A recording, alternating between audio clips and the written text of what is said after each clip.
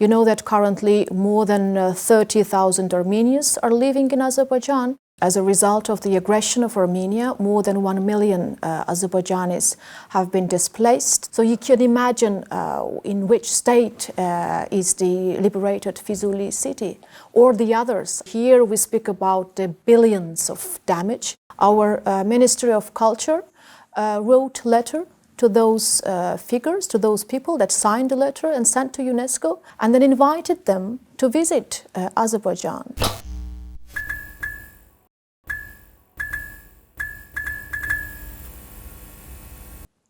98 civilians became victims of Armenia's war crimes. 414 were injured. At what stage is the process of international investigation of Armenian war crimes? Armenia is responsible for numerous war crimes perpetrated during the aggression of this country against Azerbaijan in the occupied territories of our country. And here we speak about the war crimes related to the deaths of civilians, injuries. We speak about the war crimes related to forceful displacement of people, ethnic cleansing, and also mistreatment of prisoners of war. Also the war crimes related to the cultural heritage and environmental crimes. So all of these constitute the war crimes committed by Armenia in the occupied territories of Azerbaijan. And plus, recently, starting from the September 27th, by deliberately targeting civilian population of Azerbaijan and residential areas situated, by the way, far from the front line, Armenia committed another war crimes and crimes against humanity. And here I'm speaking about the second largest city of Azerbaijan, Ganja city, which has been hit during the night time by the missile attacks, or the city of Berde and city of Terter, where many civilians have been killed, and Armenia used prohibited cluster munitions while committing these crimes. By the way, this has been registered and verified by international organizations, including Amnesty International and Human Rights Watch. So, of course, Azerbaijan will do everything that those responsible for these war crimes are held accountable before the law.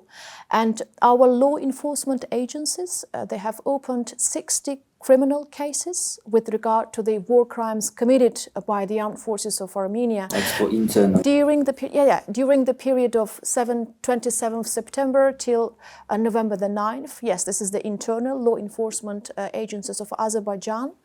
And the active investigation are underway, are continuing currently. And I can tell you that in 5 cases out of these 60, 8 persons, the names of those 8 persons have been included into the most wanted people of Interpol. So, as I said, we will do everything necessary to make sure that those responsible for these heinous acts, crimes against humanity, are held accountable. Well, you will have a hard time enforcing internally. What about international criminal investigation? Will Azerbaijan take it to the end in international courts? Well, of course, Azerbaijan will do everything necessary that those responsible persons are kept and are held accountable. Of course, here we will do everything that the international experts are also registered those cases, and we will also work closely with the relevant international partners as well. Several culture figures in Russia are asking UNESCO to include monuments of Christian architectural, cultural heritage of Karabach in the World Heritage List to further preserve them. Can you comment on these statements? What is going to happen to the temples? Armenia committed acts of vandalism with regard to the historic, cultural and religious monuments, cultural heritage of Azerbaijan in the occupied territories of Azerbaijan.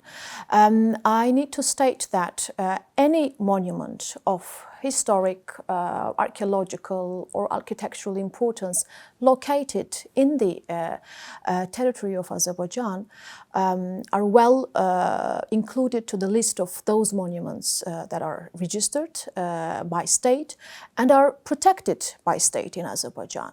The fact that some figures appealed to UNESCO, the cultural figures of Russia, for the preservation of Christian culture heritage in the territory of Azerbaijan, and the fact that here they speak only about the Christian monuments, not all historic and religious heritage in these territories, it shows clearly that it's one-sided, it's biased, and the thing that those people, they didn't really appeal to the government of Azerbaijan, to the state of Azerbaijan, because here the primary responsibility is the state of Azerbaijan to protect and to preserve these monuments, but instead they have appealed to UNESCO. It shows once again that it's one-sided and it's just a part of a campaign against Azerbaijan. Here, I would like to underline that of 67 mosques in Karabakh, 64 were destroyed.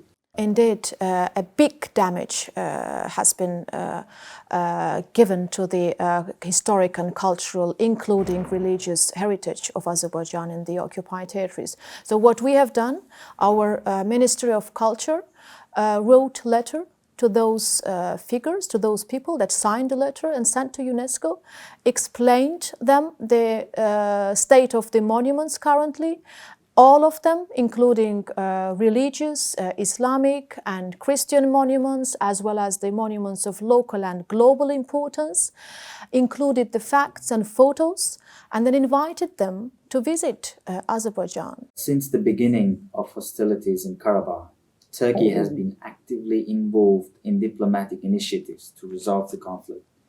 How would you assess the role of Turkey in the observation mission in Karabakh? Indeed, Turkey plays an important role for ensuring peace and security in the region.